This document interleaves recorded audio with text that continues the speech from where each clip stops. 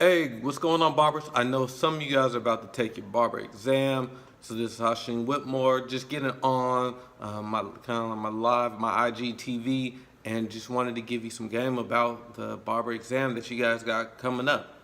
See, a lot of barbers and messages that I get from, from barbers, um, they have fear. And where does that fear usually come from?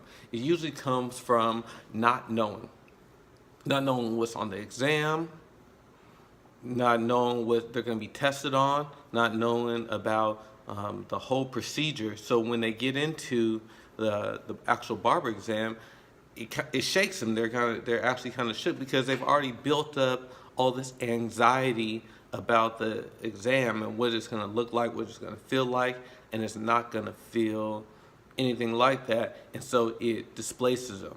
All right, and so that anxiety usually causes a lot of them to not perform at their best. Okay, so um, I just wanted to give you a couple things that you can do to boost, to get rid of that fear, because fear is not of you. Fear is just like uh, it's not real. It's false impressions appearing real. So let's go ahead and get some of those myths out of the way so you can go into that test and feel confident.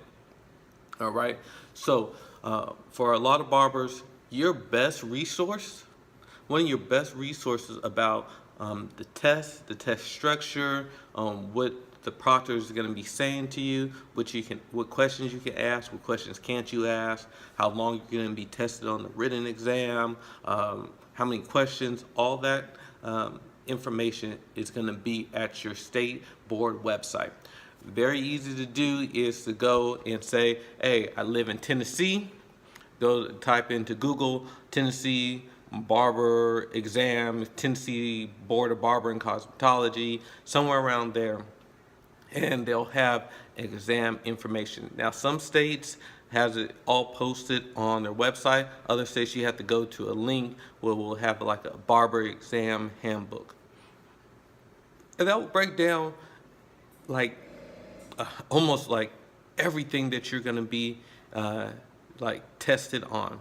What we'll do, it will say, okay, on the written exam, it's going to give you the percentages of what is going to be on the test. So it might be 10% bacteriology, 40% haircuts, another 15% shaving, another 10% disinfectant, public safety.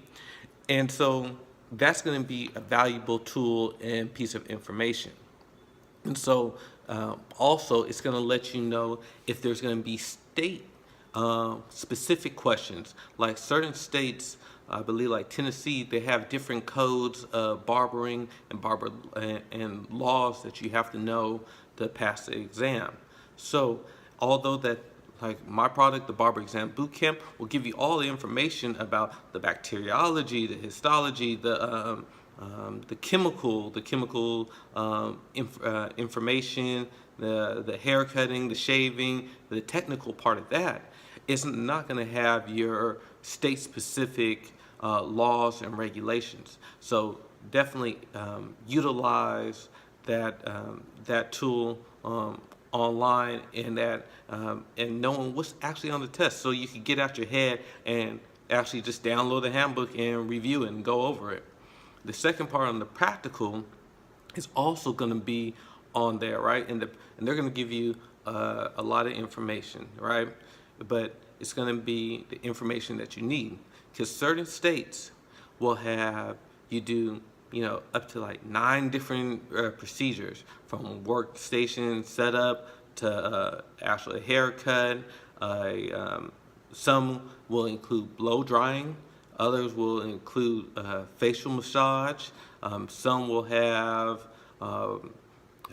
like blood spill procedures, chemical relaxing, permanent waving, all these different categories. And you know what? Actually, I'm going to post up over the next couple days here actual some tool lists, so you know what tools to have yourself ready going into that exam.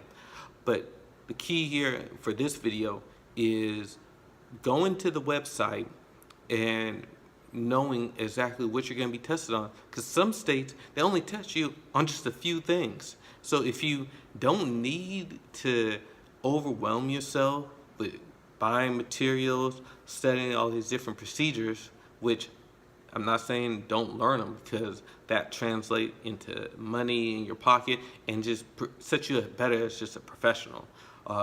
But if, for the sake of the test, if you don't need to go through all these like procedures and keep on drilling them, then don't.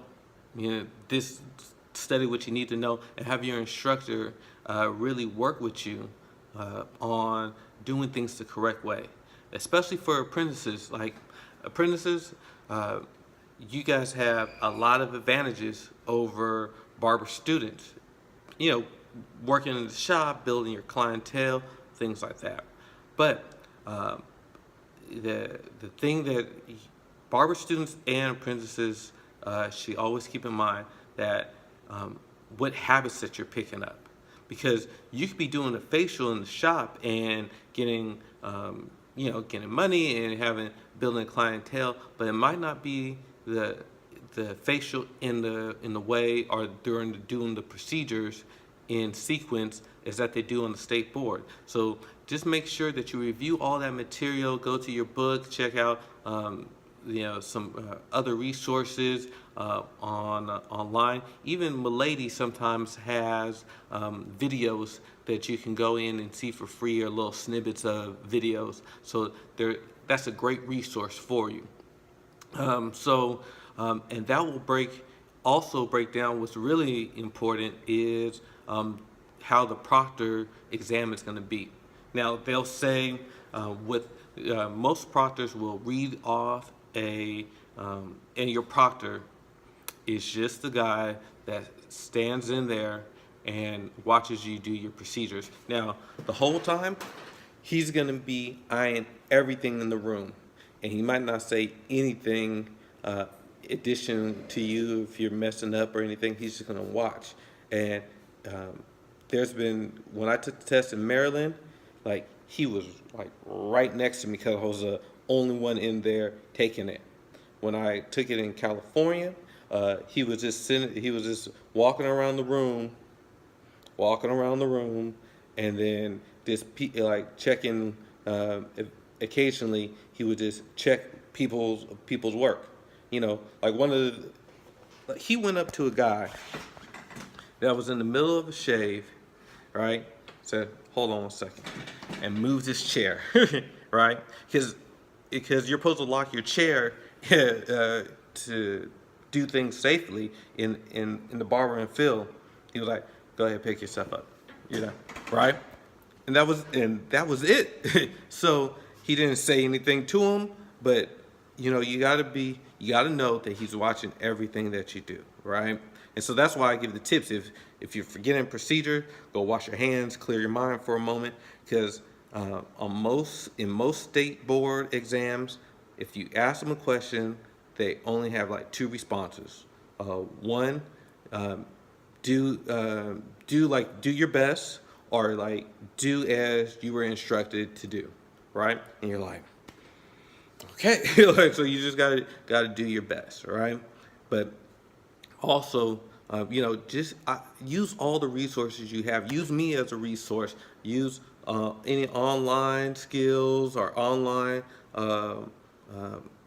like products that are out there. I'm not sure of all of them. I could speak on mine, and that it's helped over 247 barbers get their license within the last year. And so I know what I have is a value and works, but I know there's other resources out there for you. So take a look at some of those, because this is your career. This is like the jump start to the life that you want. So don't let it psych you out. Don't let it get in your head. Fears. I know it can be. You can have anxiety, especially when you have life on your shoulders. When you have family, kids, you got people at the shop, clients. Your income is dependent on this.